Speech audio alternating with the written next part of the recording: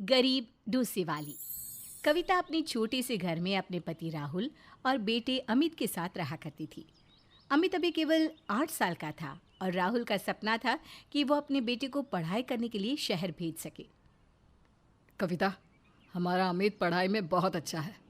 मैं सोच रहा था कि मैं अपने बेटे को बाहर पढ़ने के लिए भेजूं ताकि वो अच्छे से पढ़ाई कर सके। राहुल जी, आप तो जानते हैं ना, शहर के स्कूल की फ़ीस कितनी ज़्यादा है और हम कितने गरीब हैं। ऐसी गरीबी में हम भला अपने बेटे को शहर में कैसे पढ़ा सकते हैं। कविता, इंसान को कभी भी हिम्मत नहीं हारनी चाहिए। इंसान को हमेशा सबसे पहले खुद पर भरोसा करना चाहिए और मुझे खुद पर पूरा भरोसा है कि मैं अपने बेटे को अच्छे से पढ़ा लिखा सकूंगा। आपसे कोई नहीं जीत सकता। चलिए अब हाथ मुँह धो लीजिए, खाना लगा देती हूँ। कविता, आज तो खाने की खुशबू बहुत अच्छी आ रही है। क्या बनाया है आज? आपका मन पसंदीदा मसाला डोसा। फिर तो खाने में बहुत मज़ा आएगा। जाओ, अब जल्दी से अमित को भी बुला लाओ, वो अब तक पढ़ाई कर रहा होगा। कविता अमित के कमरे में जाकर उसे बुलाती है और सब एक साथ बैठकर मसाला डोसा बड़े ही स्वाद लेकर खा रहे थे। हर बार की तरह आज भी कविता ने बड़े ही प्यार से मसाला डोसा बनाया था और शायद इसीलिए कविता के हाथों का मसाला डोसा इतना लाजवाब होता कि कोई भी उसकी तारीफ किए बिना खुद को रोक नहीं पाता। सच में कविता, तुमने बहुत ही लाजवाब डोसा बनाया है। अरे तुम ऐसा क्या डालती हो अपने डोसे में? हाँ माँ, तुम्हारे जैसा मसाला डोसा तो अपने पूरे गांव में कोई नहीं बना सकता। अरे बेटा, मैंने तो इस गांव में हर किसी के हाथ का मसाला डोसा खा रखा है, पर जो स्वाद तेरी माँ के हाथों में है ना वो किसी के हाथों में नहीं है। इसीलिए तो मैं तेरी माँ को समझाता रहता हूँ कि वो खुद की अपनी छोटी सी दुकान खोल ले मसाले डोसे की, फिर हम सब अपना खुद का बिजनेस करेंगे। वैसे भी अब मैं दूसरों की नौकरी कर कर के थक चुका हूँ।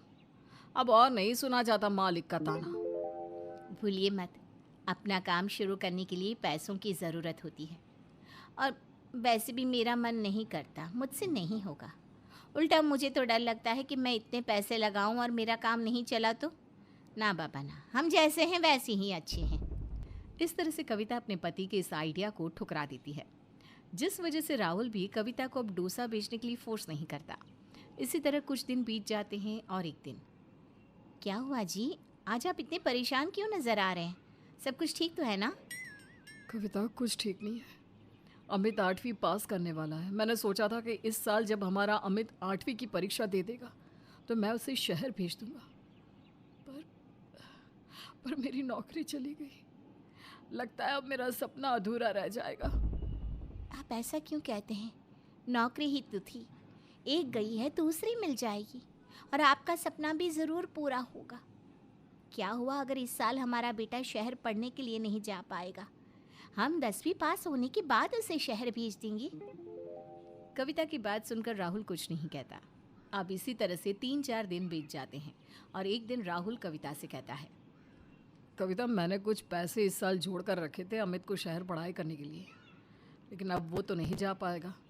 तो मैं सोच रहा हूँ कि क्यों ना हम एक दुकान किराए पर ले लें और तुम्हारे हाथों का बना मसाला डोसा बेचें।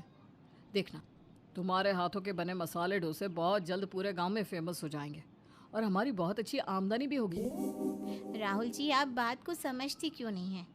आपने वो जो पैसे बचाए हैं आने वाले बुरे समय के लिए है।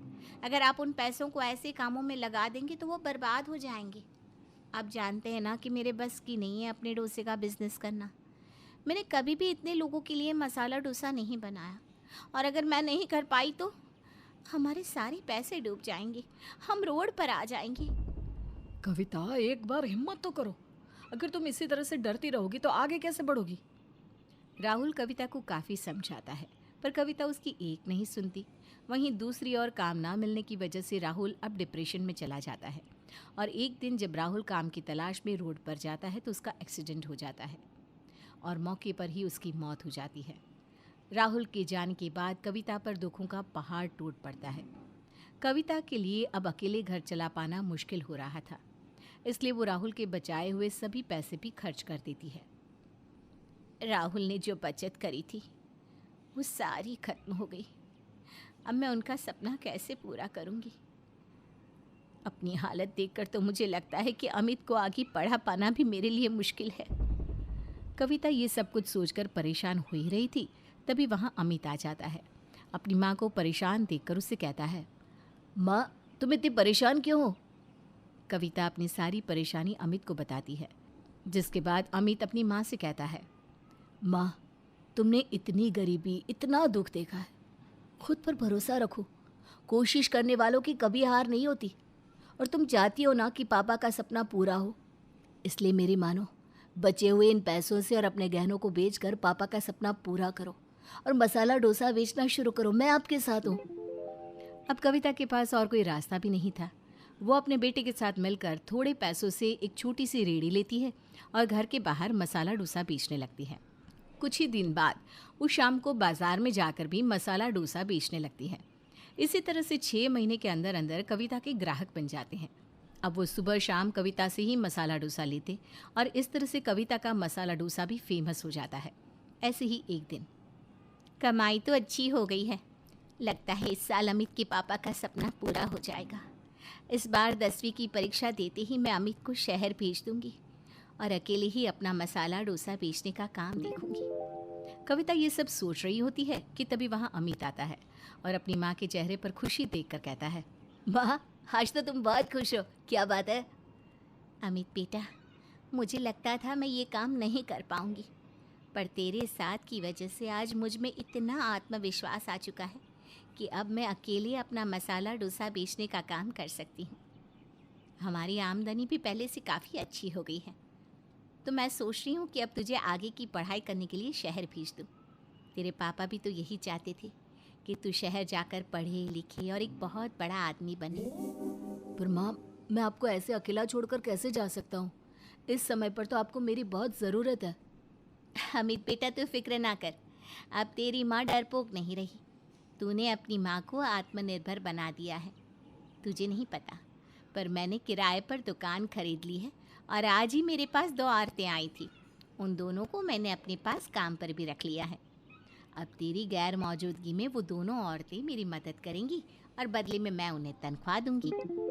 ये सब कुछ सुनकर अमित को बहुत अच्छा लगता है और उसे खुशी मिलती है कि उसके पापा का सपना पूरा हुआ। बस अब क्या था, अब हंसते हंसते अमित शहर जाता है, खूब पढ़ाई करता है। कुछ ही सालों में अमित एक बड़ा आदमी बनकर गांव वापस आता है, जहां वो देखता है कि उसकी माँ का मसाला डोसा भी पूरे गांव में फेमस हो चुका है और आज उनकी एक रेडी कई सारी ब्रांच में बदल गई है। इस तरह डरपोक कविता आत्मनिर्भर बनती है और ऊंचाई के आसमान को छूती है।